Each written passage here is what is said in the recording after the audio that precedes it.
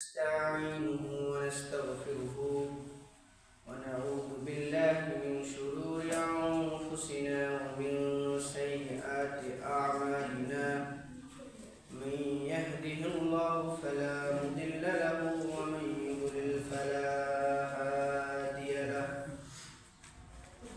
وأشهد أن لا إله إلا الله وأشهد أن محمدا عبده ورسوله أرسله بالحق بشيرا ونذيرا وداعيا إلى الله بإذنه وسراجا منيرا أما بعد فإن خير الحديث كتاب الله وخير الهدي هدي محمد صلى الله عليه وسلم وشر الأمور محدثاتها وكل محدثة بدعة وكل بدعة ضلالة وكل ضلالة في النار. أعوذ بالله من الشيطان الرجيم. بسم الله الرحمن الرحيم. قد أفلح المؤمنون الذين هم في صلاتهم خاشعون والذين هم عن اللغو معرضون والذين هم للزكاة فاعلون. আলহামদুলিল্লাহ, সমস্ত প্রশংসা মহান রব্বুল আলামিনের জন্য, যার অশেষ মেহেরবানিতে আজ আমরা তার সাপ্তাহিক এই ঈদের দিনে তার শ্রেষ্ঠ জায়গায় শ্রেষ্ঠ ইবাদতের উদ্দেশ্যে উপস্থিত হওয়ার তৌফিক পেয়েছি। তার শুকরিয়া আদায় করি আলহামদুলিল্লাহ। দরুদ বর্ষিত হোক মুহাম্মদ সাল্লাল্লাহু আলাইহি ওয়াসাল্লামের প্রতি, যার আদর্শ বাস্তবায়ন করাটাই আমাদের একমাত্র এবং চূড়ান্ত লক্ষ্য, এবং যার আদর্শ বাস্তবায়নের উদ্দেশ্যে আজ আমরা এখানে একত্রিত। তার প্রতি দরুদ করি আল্লাহুম্মা সাল্লি আলাইহি আল্লাহুম্মা বারিক আলাইহি। সম্মানিত উপস্থিতি, আজকে সংক্ষিপ্ত খুতবার বিষয় কালিমাতুত তাওহীদ ওয়া মা'নাহা, তাওহীদের বাণী এবং এর অর্থ। এটাই আজকের সংক্ষিপ্ত বিষয়। ইনশাআল্লাহ আল্লাহ যদি তৌফিক দান করে এটার উপরে আলোচনা করব।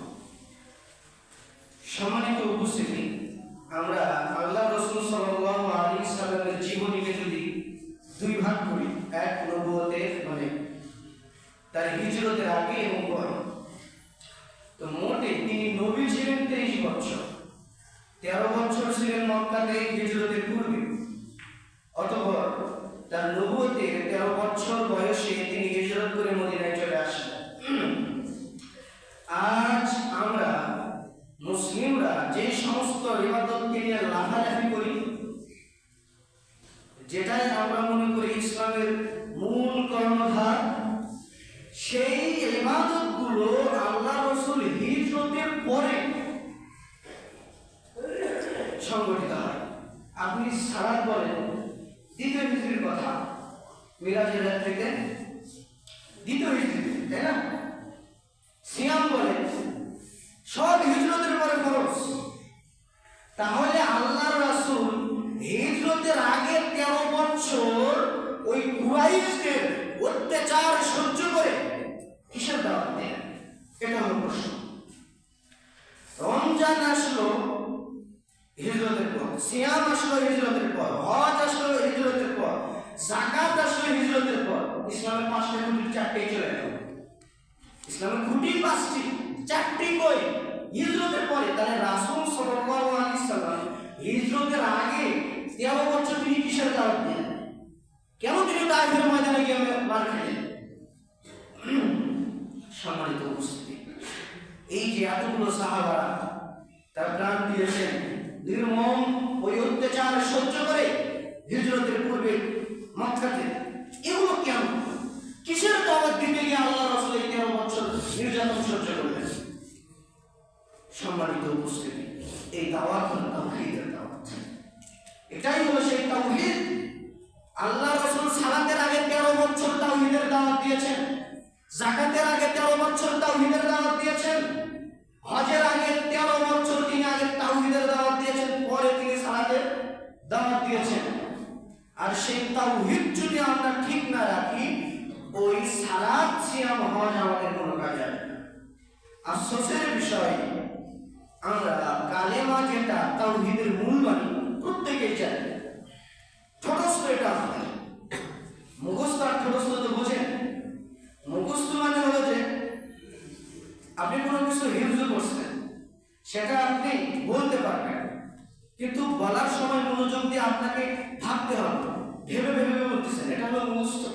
আর ঠোঁটস্থ মানে বুঝেন, আপনি গল্পর তালে তালে মুখস্থ বলতে পারবেন, এটাকে বলে ঠোঁটস্থ। যেমন সূরা ফাতিহা, আপনি খেলা দেখতেছেন, ওই সময় আপনি সূরা ফাতিহা পড়তে পারবেন না? এটাকে কি বলে? ঠোঁটস্থ। মানে এটা আপনার ঠোঁটে আছে। এই তাওহীদের বাণী এটা আমাদের ঠোঁটে ঠোঁটে, যেটাকে ঠোঁটস্থ বলে। কিন্তু এই তাওহীদের মর্ম কে কয়জন বোঝে? বাংলাদেশের অধিকাংশ জনগণ তাওহীদের কালেমার অর্থ জানে না, লা ইলাহা ইল্লাল্লাহ এর অর্থ বোঝে না।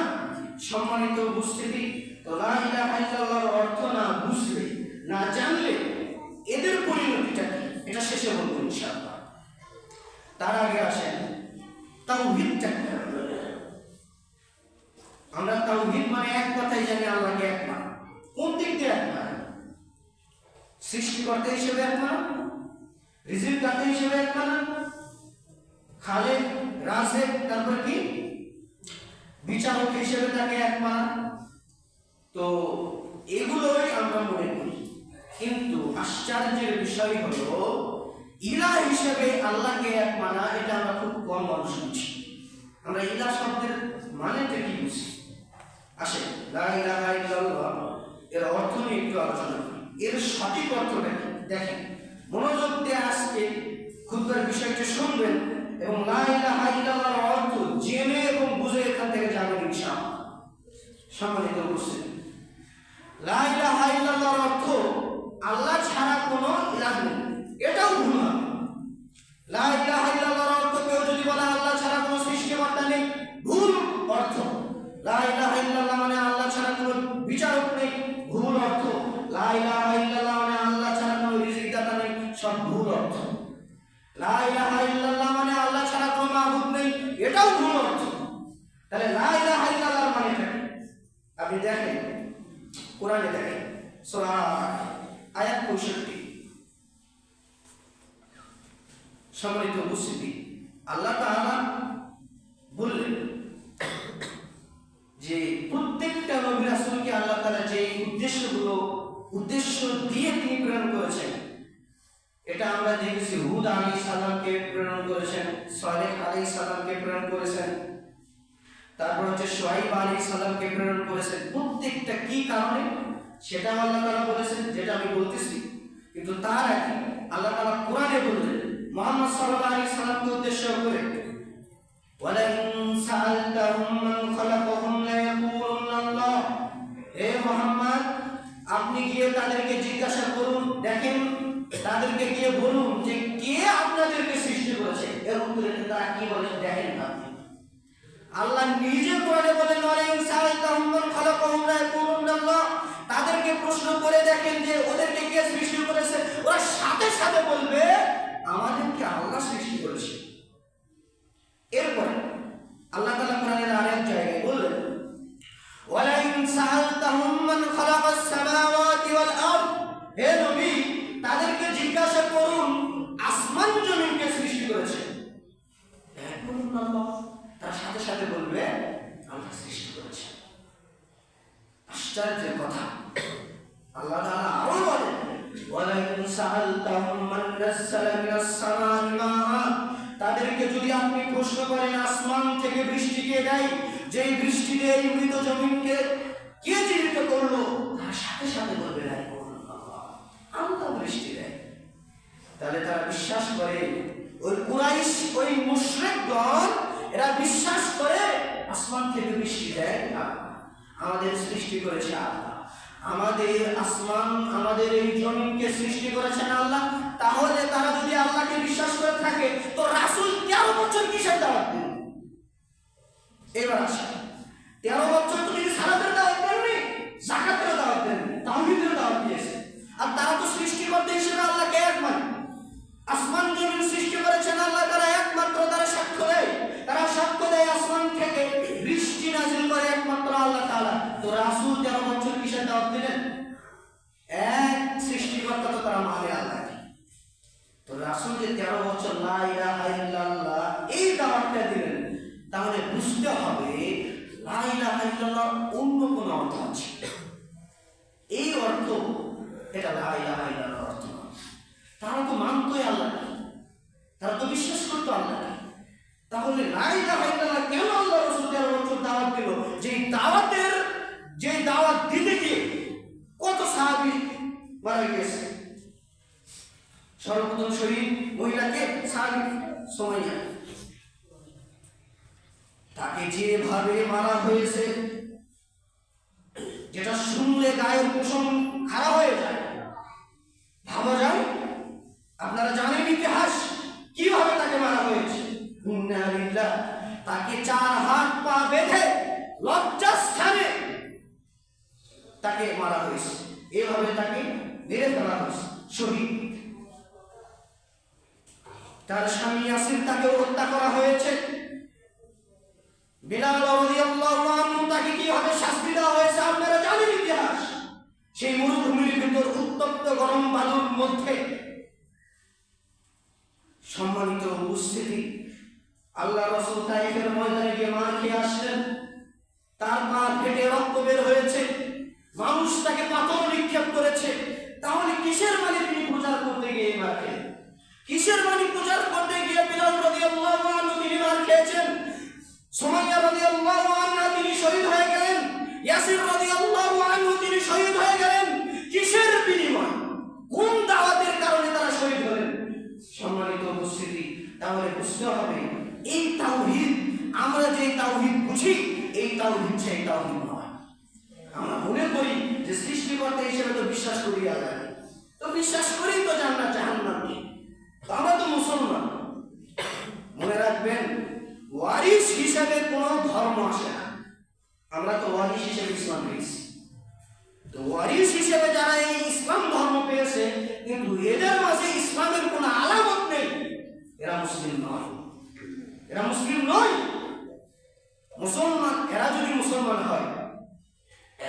মুসলমান হয় তাহলে আল্লাহ তাআলা ওই সমস্ত ব্যক্তিদের যারা শিশু এবং যাদের কাছে দাওয়াত পৌঁছে তাদেরকে কিয়ামতের দিন আলাদাভাবে কেন পরীক্ষা করবেন? কেন তিনি পরীক্ষা করবেন আল্লাহ? সম্মানিত উপস্থিতি, তো যারা মুসলমানের ঘরে জন্ম নিয়েছে এরা তখনই মুসলমান জ্ঞান মাথায় আসার পরে নতুন করে যখন তারা ইসলামকে বুঝে শুনে সাক্ষ্য দেবে লা ইলাহা ইল্লাল্লাহ বুঝে শুনে, তাহলে এরা মুসলমান, নচেত ওয়ারিস হিসেবে কোনো ধর্ম আসে না। সম্মানিত উপস্থিতি, তো আসেন লা ইলাহা ইল্লাল্লাহ এর অর্থটা কি এটা আমাদেরকে জানতে হবে। লা ইলাহা ইল্লাল্লাহর অর্থ কোনো আল্লাহ ছাড়া কোনো সৃষ্টিকর্তা নেই।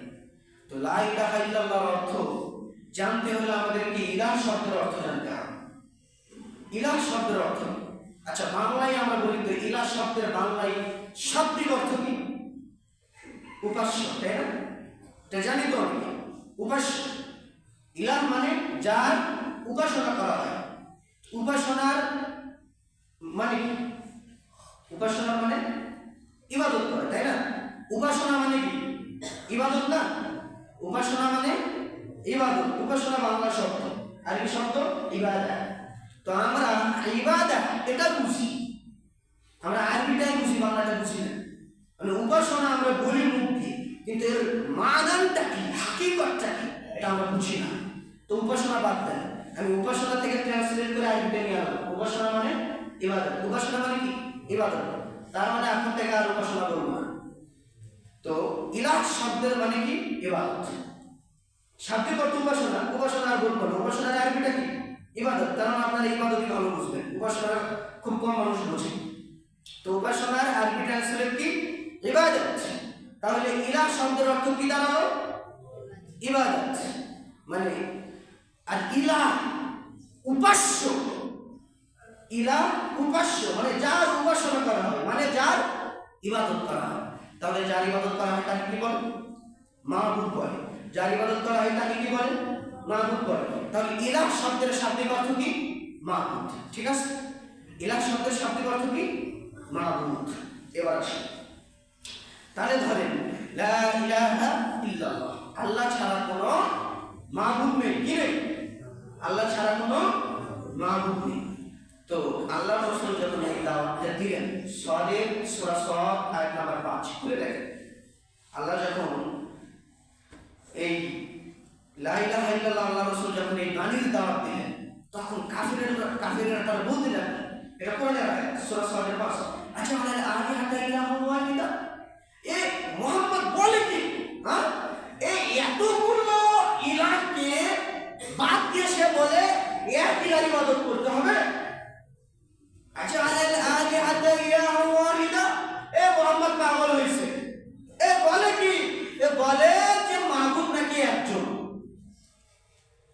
তার মানে ওরা খালেক হিসেবে একজনকে মানে, একজনকে, রাজ্জাক হিসেবে একজনকে মানে, বিচারক, তারপরে সবকিছু পরিচালনা করেন হাকিম হিসেবে একজনকে মানে।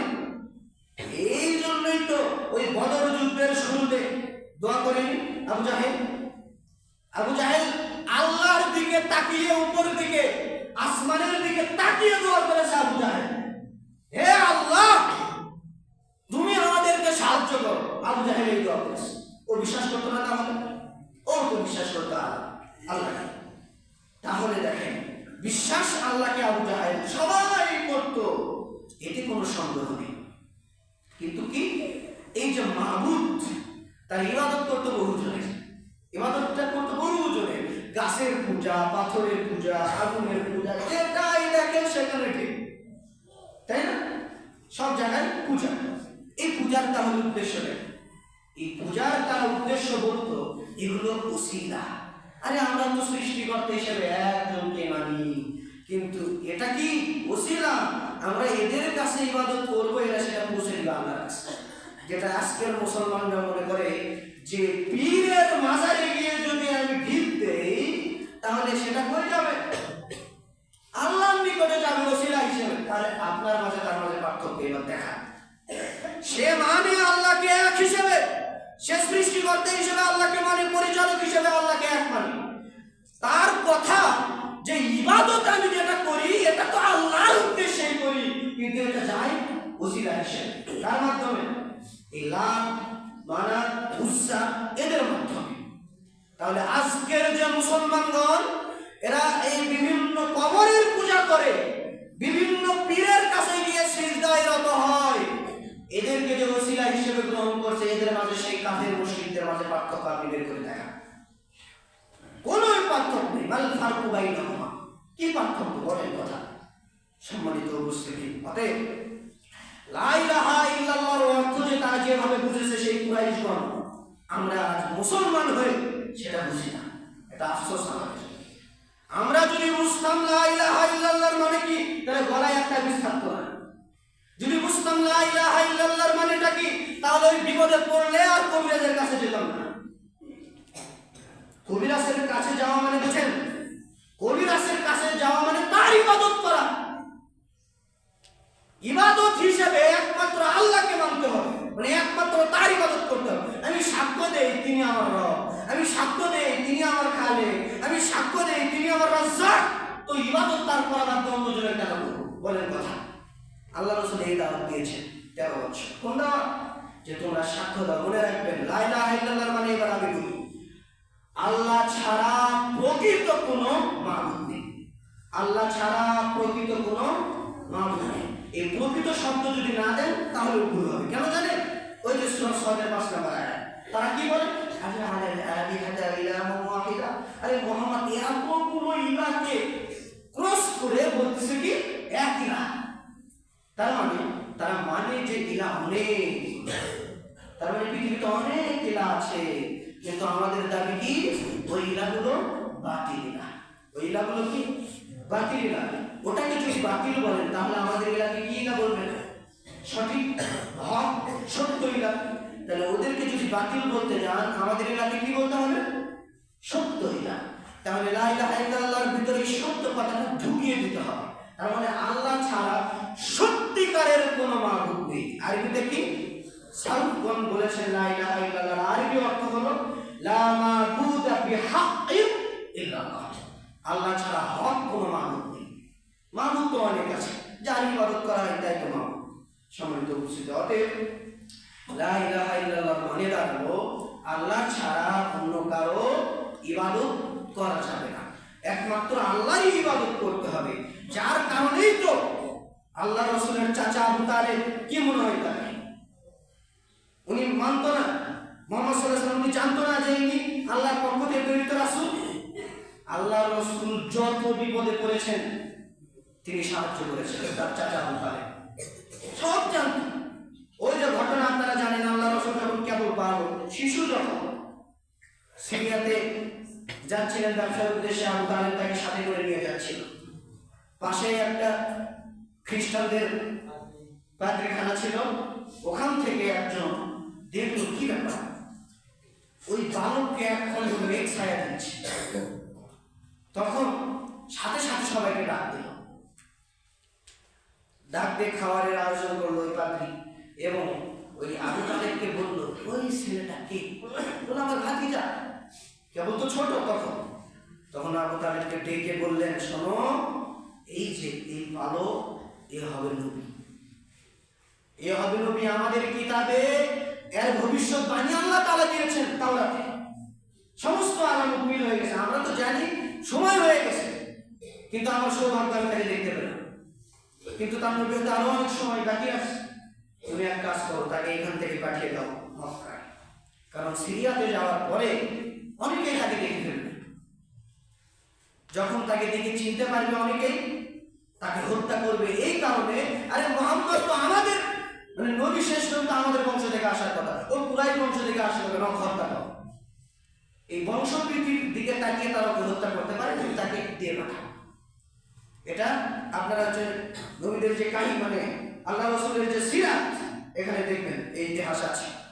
সম্মানিত উপস্থিতি, তো আবু তালেব তিনি জানতেন মুহাম্মদ সাল্লাল্লাহু আলাইহি সাল্লাম শেষ নবী। শেষ বয়সে আল্লাহ রাসূল যখন তাকে বললেন ইয়া আম্মি কুল লা ইলাহা ইল্লাল্লাহ, হে আমার চাচা আপনি বলেন লা ইলাহা ইল্লাল্লাহ। ওই যখন মৃত্যুর শয্যায় শায়িত যখন ছিলেন আবু তালেব একবার এই দিকে তাকায়, একবার ওই আবু জাহেলের দিকে তাকায়। আবু জাহেল কি বলে, আরে তুমি কি তোমার বাপ দাদার ধর্ম ছেড়ে দিবে? তখন আবু তালেব কিন্তু মানতো রাসূলকে, ও জানতো রাসূলকে, মানতো আল্লাহকে, বিশ্বাস করতো আল্লাহকে, শুধু করেনি কি ইবাদতটা আল্লাহ ছাড়া অন্য কারো করেছে, এতটুকুই শুধু। তো এতটুকু একটা কথা বলতে হবে শুধু লা ইলাহা ইল্লাল্লাহ, এই এতটুকু চেঞ্জ করার জন্য যে ইবাদতটা আজ থেকে আমি এদের কাটাতে শুধু আল্লাহর ইবাদত করব, এই এতটুকুই হলো লা ইলাহা ইল্লাল্লাহ। এতটুকুই সাক্ষ্য দেয়। আল্লাহ রাসূল কামনা করতে লাগলেন আর ক্ষমা প্রার্থনা করতে লাগলেন। আল্লাহ তাআলা আসমান থেকে আয়াত নাযিল করলেন, ইন্নাকা লা তাহদি মান আহবাবতা, হে মুহাম্মদ তুমি যাকে ভালোবাসো তাকে তুমি হিদায়াত করতে পারবে তাই মনে করছো? না, আল্লাহ যাকে ইচ্ছা তাকে তিনি হিদায়াত দেবেন। তুমি যাকে ইচ্ছা যাকে ভালোবাসো তাকে তুমি তো হিদায়াত দিতে পারবে না। অতএব তার জন্য এখন থেকে ক্ষমা প্রার্থনা করা বন্ধ করে দাও। সম্মানিত উপস্থিতি, অতএব লা ইলাহা ইল্লাল্লাহ মানে আল্লাহ ছাড়া কোনো মাবুদ নেই। এখন আসেন লা ইলাহা ইল্লাল্লাহর অর্থ আমরা বুঝে গেলাম। আপনি দেখেন আরো যদি ভালোভাবে উপলব্ধি করতে চান, আল্লাহ তাআলা কোরআনে বলেন ওয়াইলা আদিনা কাউম হুদা ক্বালা ইয়া কওমি আবুদুল্লাহ মা লাকুম মিন ইলাহিন গায়রু। আল্লাহ তাআলা হুদ আলাইহিস সালামকে আদ সম্প্রদায় নিকটে পাঠান কি বাণী দিয়ে? আচ্ছা একটা কথা আগে বলেন, আদম থেকে শুরু করে মুহাম্মদ সাল্লাল্লাহু আলাইহি সাল্লাম পর্যন্ত প্রত্যেকটা নবী রাসূলের সবার আগে কিসের দাওয়াত দিয়েছেন? তাওহীদ। প্রত্যেক নবীর শরীয়ত ভিন্ন ভিন্ন, কিন্তু শরীয়তের ভিতর যে তাওহীদটা ছিল এই তাওহীদটা কোনো পরিবর্তন হয়নি। আদম আলাইহিস সালাম যে তাওহীদের দাওয়াত দিয়েছে নূহ আলাইহিস সালাম ওই তাওহীদের দাওয়াত দিয়েছে, ঈসা আলাইহিস সালাম, মুসা আলাইহিস সালাম, ইব্রাহিম আলাইহিস সালাম প্রত্যেকটা নবী ওই তাওহীদের দাওয়াত দিয়েছে। শেষে গিয়ে আমাদের নবী মুহাম্মদ সাল্লাল্লাহু আলাইহি সাল্লাম তিনিও ওই তাওহীদের দাওয়াত দিয়েছে, ওই তাওহীদের দাওয়াত দিয়েছে। শুধু চেঞ্জ হয়েছে সালাত, যাকাত, এগুলোর পদ্ধতি, এগুলো সময়, এগুলো চেঞ্জ হয়েছে, কিন্তু তাওহীদটা কোনো চেঞ্জ হয়নি। তাহলে তাওহীদটা সবার আগে না? সবার আগে। তো দেখেন আল্লাহ তাআলা হুদ আলাইহিস সালামকে আদ নামক একটি গ্রামে পাঠালেন। তো তার কালেমাটা কি ছিল? হুদ আলাইহিস সালামের কালেমা কি ছিল? আমাদের তো লা ইলাহা ইল্লাল্লাহ, তার কালেমা কি ছিল? দেখেন তিনি গিয়ে তার সম্প্রদায়কে বললেন, ইয়া কওমি ইবুদুল্লাহ মা লাকুম মিন ইলাহিন গায়রুহু, হে আমার সম্প্রদায়, এক আল্লাহর ইবাদত করো, তিনি ছাড়া কোনো ইলাহ নেই। এরপরে ওয়াইলা মাদিয়ানা আখাহুম শুআইবা, আমি মাদিয়ানে শুআইব আলাইহিস সালামকে পাঠালাম। কি বাণী দিয়ে? তিনি গিয়ে তাদেরকে দাওয়াত দিলেন, ইয়া কওমি ইবুদুল্লাহ মা লাকুম মিন ইলাহিন গায়রুহু, হে আমার সম্প্রদায়, এক আল্লাহর ইবাদত করো, তিনি ছাড়া কোনো ইলাহ নেই। এরপরে আসেন ওয়াইলা সামুদ আখাহুম সালিহা, আমি সামুদ জাতিকে সালেহ আলাইহিস সালামকে পাঠালাম। তার বাণী কি ছিল? তিনি তাদেরকে বললেন, ইয়া কওমি ইবুদুল্লাহ মা লাকুম মিন ইলাহিন গায়রুহু, হে আমার সম্প্রদায়, এক আল্লাহর ইবাদত করো, তিনি ছাড়া কোনো মাবুদ নেই। প্রত্যেকটা নবী এরা কি বলেছেন? এক আল্লাহর ইবাদত করো। আর আমাদের নবী কি দিয়েছেন? লা ইলাহা ইল্লাল্লাহ, আল্লাহ ছাড়া সত্যিকারের কোনো ইলাহ নেই। আর ওই সমস্ত নবীরা কি বলেছে? এক আল্লাহর ইবাদত করো।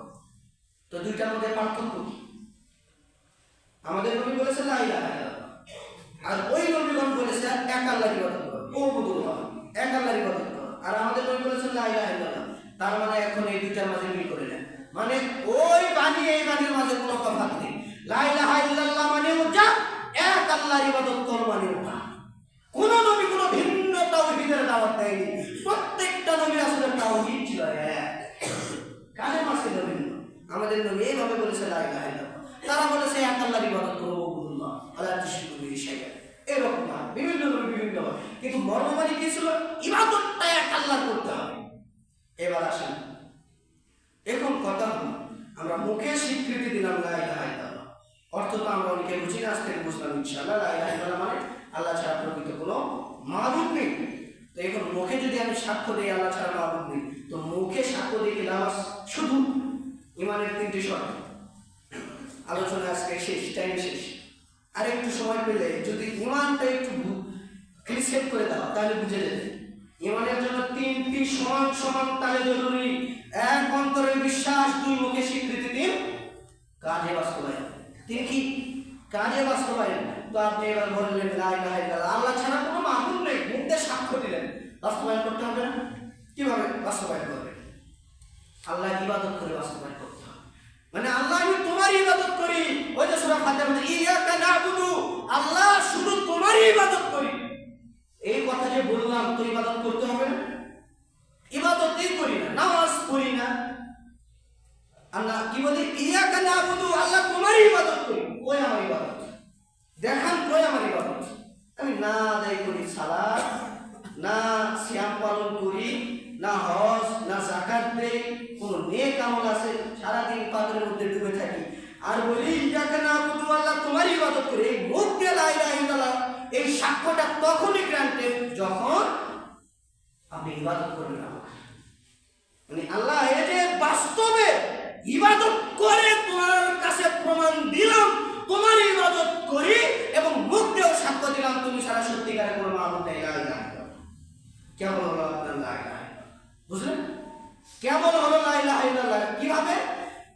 ইবাদত করে, শারীরিক শরীর দিয়ে ইবাদত করে তারপরে সাক্ষ্য দিলাম আল্লাহ এই যে তোমার ইবাদত, তখন লা ইলাহা ইল্লাল্লাহ গ্রহণযোগ্য। শেষ আলোচনা আর বাড়াবো না। পরিশেষে একটি কথা, কবরের সওয়াল জবাবের সময় তিন ধরনের ব্যক্তি আপনারা জানেন। এক তো মুমিন ব্যক্তি, সাথে সাথে ক্যান্সার। আর একটা কি? কাফের যারা, তারা কি বলবে? হা হা লা আদরি, হায় আফসোস, কি বলে কিচ্ছু তো জানি না।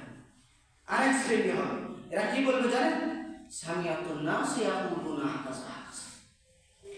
মুনাফিক যারা, তাদেরকে গিয়ে যখন বলবে হে তোমার রবকে, ও বলবে সামিয়াতুন নাস ইয়াকুলুনা কাযা কাযা, কিন্তু শুনতাম মানুষরা বলতো এমন এমন, ও বলবে, ওকে বলা হবে কি তোমার রবকে, ওই এমনই বলবে যে আমি শুনতাম মানুষরা বলতো যে আমাদের রব নাকি আল্লাহ।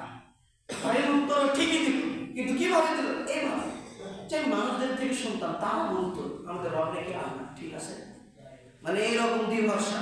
তারপরে তাকে যখন বলা হবে তোমার নবীকে, তখনও বলবে সামি তো না সাইয়া করবো না কাজা কাজ, আমি শুনতাম মানুষদের থেকে তারা এইরকমটা বলতো। ঠিক আছে, এরা মুনাফিক, এরা কি জান্নাতি? সাথে সাথে কবর এদেরকে দিবে চাপ। সম্মানিত উপস্থিতি, এরা কারা? যারা এই যে দুনিয়াতে শুনে শুনে লা ইলাহা ইল্লাল্লাহ করেছে আর মনে করে আমি মুসলমান, কিন্তু জীবনে দেখেনি লা ইলাহা ইল্লাল্লাহর মানেটা কি, এর হাকিকতটা কি। এই মানুষদের শুনে শুনে, ইমামদের থেকে শুনে শুনে লা ইলাহা ইল্লাল্লাহ সাক্ষ্য দেয়, কিন্তু এর অর্থ, এর শর্ত কিচ্ছু জানে না। এই তো বলবে কবরে গিয়ে আমি শুনেছিলাম এইরকম এইরকম। অতএব আসেন লা ইলাহা ইল্লাল্লাহর মানে বুঝি, শর্ত বুঝি। আল্লাহ তাআলা আমাদেরকে তাওহীদের উপর টিকে রাখুন এবং তাওহীদের উপর মৃত্যুবরণ করার আল্লাহুম্মা আমিন। ওয়া আখিরু দাওয়ানা আলহামদুলিল্লাহি রাব্বিল আলামিন। আলহামদুলিল্লাহ ওয়া সালাতু ওয়াসসালামু আলা নাবিয়্যিনা ওয়া বা'দ। সম্মানিত উপস্থিতি, দোয়া চেয়েছে মহিলাদের মধ্যে থেকে একজন 500 টাকা মসজিদে এবং 500 টাকা মাদ্রাসায় দান করেছে, নাম প্রকাশ্যে অনিচ্ছুক। তার জন্য দোয়া করি আল্লাহ তাআলা তার দানকে কবুল করে নিন। আল্লাহ তাআলা তার মনের নেক আশাগুলোকে পূরণ করে দিন। আল্লাহ। এবং আরেকজন পুরুষ ভাই 100 টাকা দান করেছেন, আল্লাহ তাআলা তারও দান কবুল করে দিন। তো দান যদি কবুল হয় আমরা তো জানি 1 টাকার মূল্য কত বেশি। এই যে দেখেন, নাম প্রকাশ্যে অনিচ্ছুক দুইজনে, হোক 100 টাকা হোক 10 টাকা, ভিতরে তাকওয়া আছে। কি আছে? তাকওয়া আছে ভিতরে। এই 100 টাকা ইনশাআল্লাহ তার নাজাতের কারণ হবে ইনশাআল্লাহ। সম্মানিত উপস্থিতি, আল্লাহর নিকটে দোয়া করে আমাদের দানগুলোকে কবুল করে দিন। আরেকটি কথা, আমরা জানি আগামী সপ্তাহে ইজতেমা, তো ওখানে অনেক ব্যয়বহুল, আপনারা সবাই দান করবেন। এখানে টোকেন আছে না, আপনারা সবাই দান করবেন, সর্বনিম্ন যাই যা পারেন 100 টাকা করে দান করবেন। এই যে দানটা কি বললাম, 1 টাকাই যদি হয় এটাই কারণ হয়ে যাবে ইনশাআল্লাহ। হাদিস না বলি, সময় পার হয়ে গেছে। ওই যে খেজুরের আটি, হাদিসটা জানেন, খেজুরের আটি দান করে জান্নাতে গেছে এক ব্যক্তি। তো আপনি 100 টাকা দান করে জান্নাতে যেতে পারবেন না? পারবেন, যদি তাকওয়া থাকে আর আল্লাহর উপর বিশ্বাস থাকে ইনশাআল্লাহ। পরিশেষে আল্লাহর নিকটে দোয়া চাই, আপনারা আমার জন্য দোয়া করবেন। আমাকে হয়তো অনেকে চিনতেছেন না, আমি এই মাদ্রাসার নতুন শিক্ষক, বয়সেও ছোট, সব দিক দিয়ে ছোট, অভিজ্ঞতাও ছোট। এই বছরেই জয়েন করেছি, গত বছরে আমি ছাত্র ছিলাম। আপনারা দোয়া করবেন যাতে আল্লাহ তাআলা আমাকে ঈমান এবং আমলের সাথে কাজ করার তৌফিক দান করেন। আল্লাহুম্মা আমিন। ওয়া আখিরু দাওয়ানা আলহামদুলিল্লাহ।